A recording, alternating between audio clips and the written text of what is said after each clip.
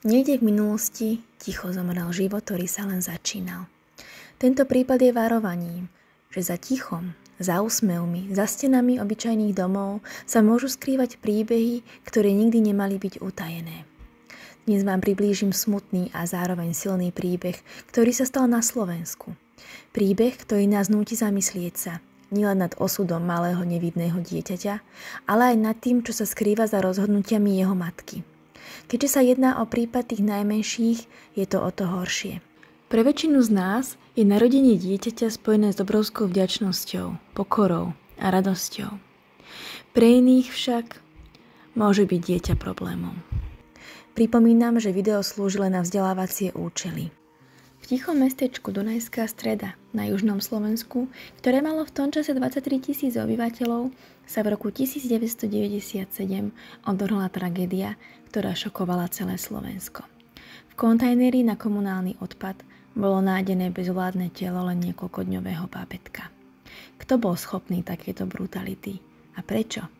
Odpoveď bola ešte desivejšia než samotný nález. 24. februára 1997 objavil dunajskostredský obyvateľ na sídlisku na Nemešeckej ulici 133 v kontajneri teličko malého dieťatka. Už na prvý pohľad bolo zjavné, že usmrtenie bolo brutálne. Privolaná polícia okamžite miesto uzavrela.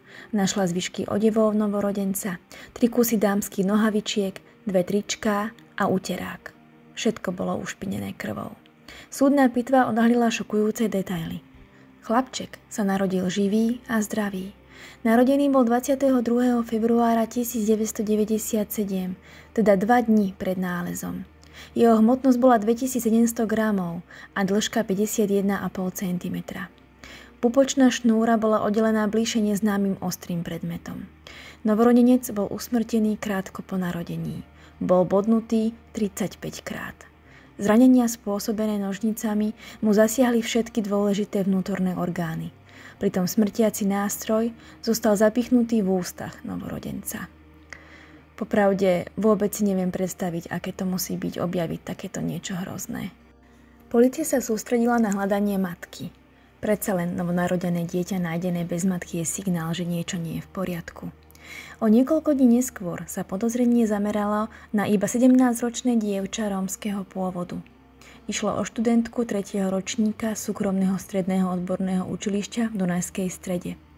Vieme, že bola narodená v roku 1980. Keďže išlo o mladistvú osobu, nebolo zverejnené jej meno ani žiadne fotografie. Ako informoval riaditeľ okresného úradu vyšetrovania v Dunajskej Strede podplukovník Alexander Pap, dievča po zadržaní vypovedalo, že svoje tehotenstvo pred rodičmi zatajila a nevedeli o ňom ani jej spolužiačky. Keď na ňu v sobotu 22. februára prišli pôrodné bolesti, odišla do kúpeľne, kde vo vani spontánne priviedla na svet takmer 3 kg vážiaceho chlapčeka. Nikomu o tom nepovedala.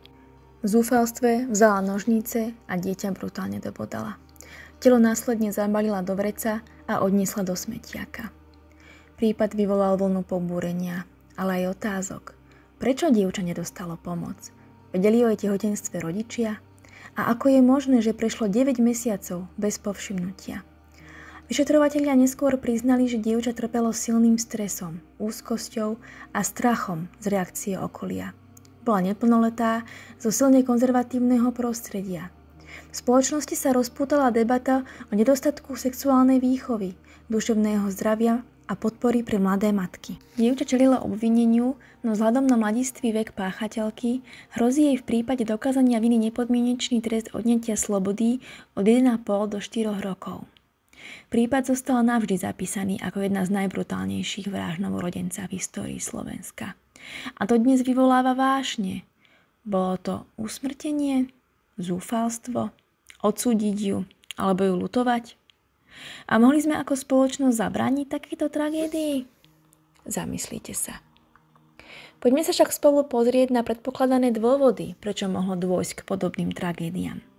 Keď spoločnosť počuje o tom, že mladá žena usmrtila svoje novonarodené dieťa, zvyčajne reaguje šokom, hnevom a nepochopením. No za takýmito činmi sa často skrýva oveľa viac, než len chladná krutosť. Ide o tragické zlyhanie, osobné, psychické, aj spoločenské. Jednou z najčastejších príčin býva popôrodná depresia alebo psychóza. Vážne psychické poruchy, ktoré sa môžu objaviť po pôrode.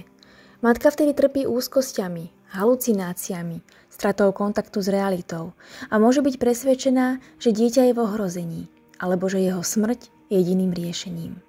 Ďalším častým dôvodom je skryté, nechcené alebo odmietané tehotenstvo. Mladé ženy, často ešte sami deti, sú postavené pred realitu, ktorú nedokážu uniesť. Zostávajú v tom sami, hanbia sa, boja sa reakcie rodičov či spoločnosti.